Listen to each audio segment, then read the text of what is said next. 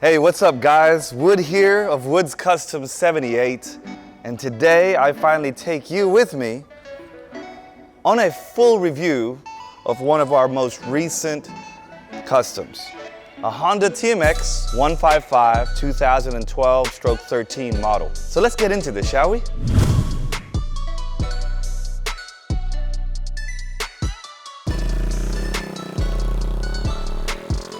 Alrighty, so let's talk about specs first about this mini beast.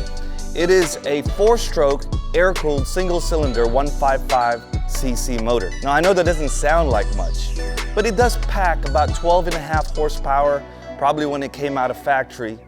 And with the modifications that our customs garage did, I think we're pretty close to that once again, as we've overhauled quite a few parts of this engine. It's also regarded as one of the Carabaos of mountain riding here in the Philippines, so you know it has enough power. You'll often find this on locations up in the bukid, which is like the jungle locations, where you'll have a couple boards attached to the side and it can carry up to 6-8 people, so it becomes a people carrier. My point is, this little motor is plenty strong enough to take you anywhere you need to go. Alright, so on to the custom parts that make this bike not just good as new, but in my opinion better all around. So we put on new set of tires, which is like a new pair of shoes on a ride. These are still the original 17-inch type of rims, but we obviously replaced them with these nicer racing rims and re-spoked it. Put on some fatter tires, all-terrain, kind of dual sport tires. They're 17-inch still, but they're 2.5, so you've got that nice bit of extra grip and looks. We extended the swing arm by about 2.5 to 3 inches, as you can see here. And what that meant was that as the bike has been lengthened by that distance, it also raises it up. And so we've had to get a higher rear suspension kit for it, which then seats and mounts the nice new seat that we custom built for the bike, which in my opinion actually creates a much more comfortable riding experience. Now the original cushion of these bikes were really comfy.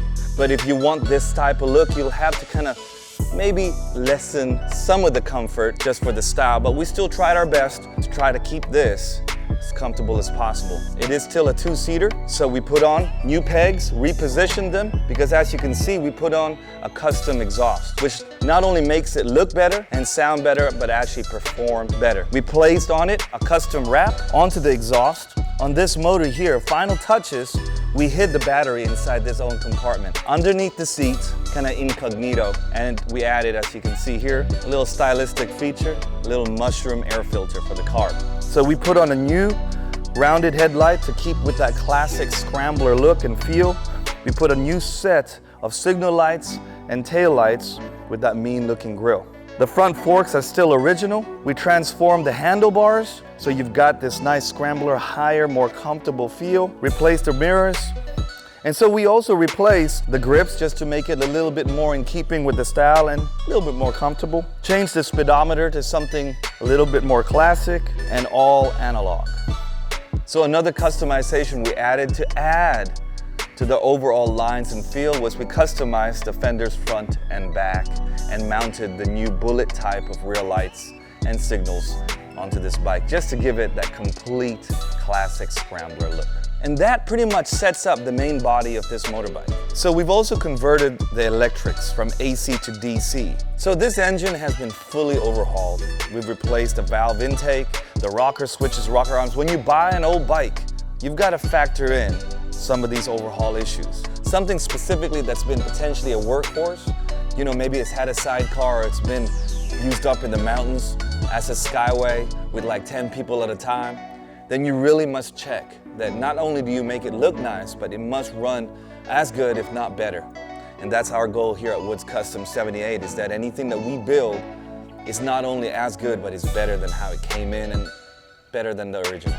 We kept the original tank, just refurbished that. It is an economical ride. It's great for the city and great for that little bit of off-road adventure, should you wish to have it.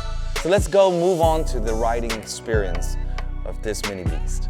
Right, on to the riding experience. First, I want to start off with this. I'm probably not your average size guy riding a Honda TMX155. I'm 6'4", I weigh over 100 kilos, so I put some weight and size on this bike. But I've got to let you know, it's actually a really comfortable ride.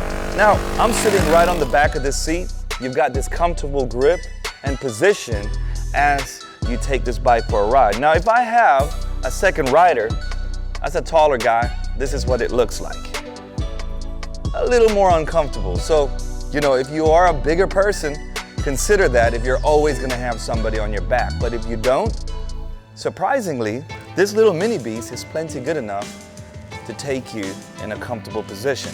And it's got kind of like that cool Steve McQueen vibe to it, which I absolutely love, which was the original vision for this build. I've had about a month to really trial it out, iron out all the wrinkles, and give it a good feel. I've taken it all over our city here in Davao. I've ridden with it to Samal Island with my wife on the back, climbed up some of the mountain locations, and every single time this bike has done more than I expected. It's truly been a fantastic ride. It's comfortable to ride, comfortable to sit on. You can sit on it for a longer period of time and you have absolutely no problems riding it. It is super fuel efficient. So riding this thing will really give you a lot of fun and experience as you go. And plus the sound is pretty awesome. And I've got to say, in this growing city where you have just so many cars and so many people coming, having a motorbike is the answer. So riding style-wise, you may not get to 130 kilometers an hour, or maybe not even 120. I have pushed it, I have got over 100 kilometers an hour on the motorway, and to be honest, you don't need to, but it can get you to that speed and comfortably cruise at 100 kilometers an hour. I know many of you folks want to know how fast can this thing go. I'm not a speedster. I just want to make sure I get to places safely and with enjoyment. What this bike does have, however, is a lot of lower power torque. So the power band on this bike is pretty much on your get-go. First and second gear, you have a lot of torque to climb up any mountain or to get off fast enough off of a start. So what more do you need? One of the things I want you to be aware of, however, on this bike is the braking system. It does only have drum brakes for the front and rear. So if you're used to riding with a fully modernized ABS, locking system, a modern braking system, then you're not going to have the same experience on this. You have to drive with your eyes wide open and drive with the mindset of thinking, okay, I'm going to need to have a little longer stopping distance. Because when you pull on these brakes, it is not a disc brake, so it takes a little bit more time for you to get to a stop. So just one of my biggest warnings about these older bikes, especially those with drum brakes, is that you ride anticipating the traffic and riding defensively. I've got to say, I absolutely love riding this bike.